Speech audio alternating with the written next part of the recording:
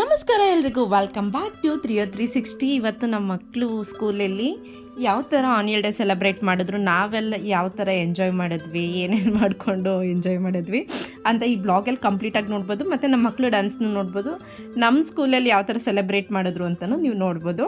ಹಾಗೆ ನಾವು ಈ ಆನ್ಯುವಲ್ ಡೇನಲ್ಲಿ ಚಿರ್ಮುರಿ ಮಾಡ್ಕೊಂಡೆಲ್ಲ ತಿಂದಿದ್ದೋ. ಸೊ ಯಾರಾದರೂ ಟ್ರೈ ಮಾಡಿದರೆ ಕಮೆಂಟ್ ಮಾಡಿ, ಓಕೆನಾ? ಹಾಗೆ ಈ ವಿಡಿಯೋನ ಕಂಪ್ಲೀಟ್ ವಿಡಿಯೋ ನೋಡಿ, ತುಂಬ ಚೆನ್ನಾಗಿದೆ, ಎಂಜಾಯ್ ಮಾಡಿ. Bye.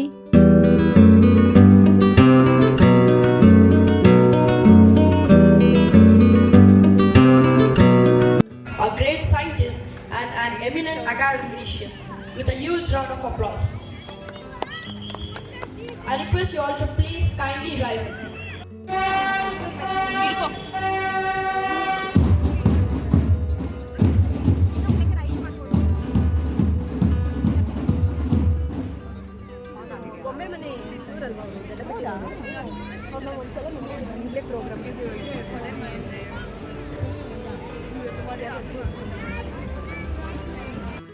Dasali constituency.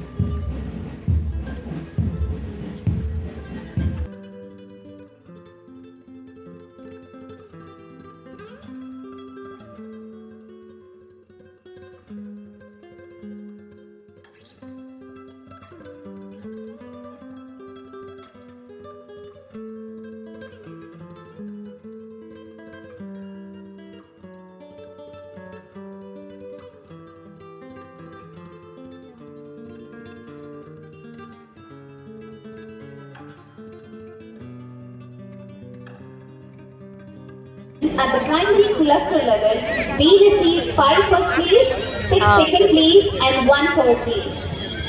High school cluster level competition, we placed and 1 third place. And at the district level, mathematics, science, English and GK Olympiad exams. And we are awaiting for the results.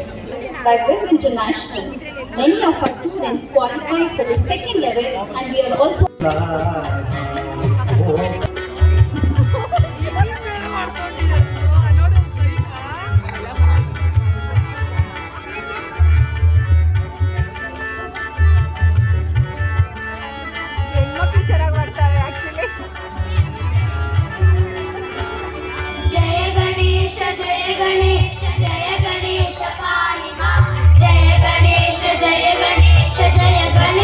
रक्षमा जय गणेश जय गणेश जय गणेश पालिमा जय गणेश जय गणेश जय गणेश रक्षमा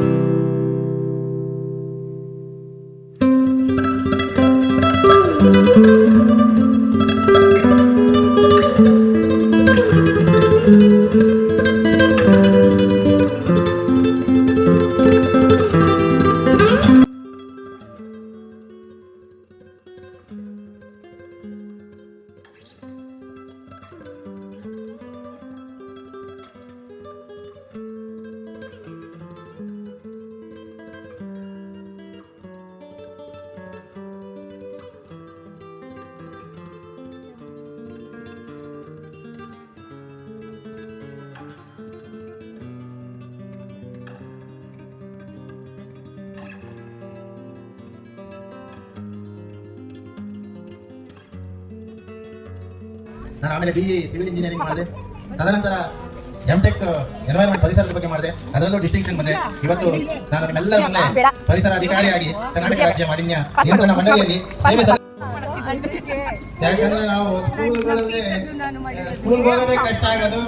ಅದು government ಎಲ್ಲ ready ಮಾಡ್ಬಿಡ್ತೀನಿ ಇದು. ಇರ್ಬೇಕಾದ್ರೆ ನಮ್ಗೆ ಯಾರು ಹೇಳೋರಿಲ್ಲ ಏನು ಕಾಂಪಿಟೇಷನ್ ಮಾಡಬೇಕು, ಏನು ಓದಬೇಕು. ಸುಮ್ಮನೆ ಮನೇಲಿ ಗಲಾಟೆ ಮಾಡ್ತಾ ಅಂತ ಸ್ಕೂಲಿಗೆ ಕಳ್ಸೋದು ನಾವು ಚಿಕ್ಕವರಿದ್ದಾಗ.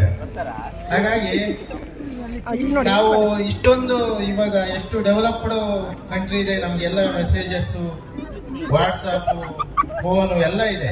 ಅವಾಗ ಒಂದು ಊರಿಂದ ಒಂದು ಊರಿಗೆ ಹೋಗ್ಬೇಕಂದ್ರೂ ಕಷ್ಟ ಆಗೋದು, ಪಕ್ಕದ ಊರಿಗೆ ಹೋಗೋದು ಅಂದ್ರೂ ಕಷ್ಟ ಆಗೋದು ನಾವು ಚಿಕ್ಕವರಿದ್ದಾಗ. ಹಾಗಾಗಿ ಇದೆಲ್ಲ ನಮಗೂ ಒಂಥರ ವಿಶೇಷ ಅನ್ಸುತ್ತೆ.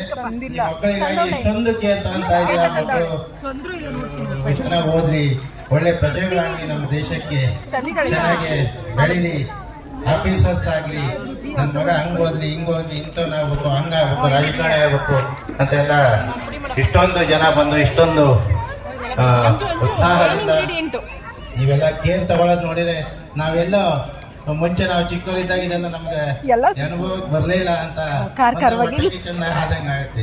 ಯಾಕಂದ್ರೆ ಪಾಪ ನಮ್ಮ ತಂದೆ ತಾಯಿಗಳು ನಮಗೆ ಚೆನ್ನಾಗಿ ಸಾಕಿದ್ದಾರೆ. ಆದ್ರೆ ಮಕ್ಕಳು ಬೆಳಿಬೇಕು, ಅವ್ರಿಗೆ ಯಾಕಂದ್ರೆ ಕಷ್ಟ ಗೊತ್ತಾಗ್ಲಿಲ್ಲ ಬಿದ್ರೆ ಮಗು ಯಾವ ತರ ಹೇಳ್ಬೇಕಂತ ಗೊತ್ತಾಗತ್ತೆ. ನೀವೆಲ್ಲಾ ಕಡೆ ಬಸ್ಸು ಮನೆ ಬಿಟ್ಟು ಸ್ಕೂಲಿಗೆ ಕಳ್ಸಕ್ ಹೋಗಿ ಹೋಗ್ತಾನೆ, ಹೆಂಗಪ್ಪ, ಅಯ್ಯೋ ಬರೀ ಕಾಲಲ್ಲಿ ನಡೀತಾನೆ, ಹೆಂಗಪ್ಪ, ಯಾಕಂದ್ರೆ ಮಕ್ಕಳಿಗೆ ಬಿದ್ದ ಮೇಲೆ ಹೆಂಗೆ ಗೊತ್ತಿರಬೇಕು. ಅದಕ್ಕೆ ಉದಾಹರಣೆ ನಾನು 7ನೇ ತರಗತಿ ಕೂಡ ಫೇಲ್ ಆಗಿದ್ದೆ.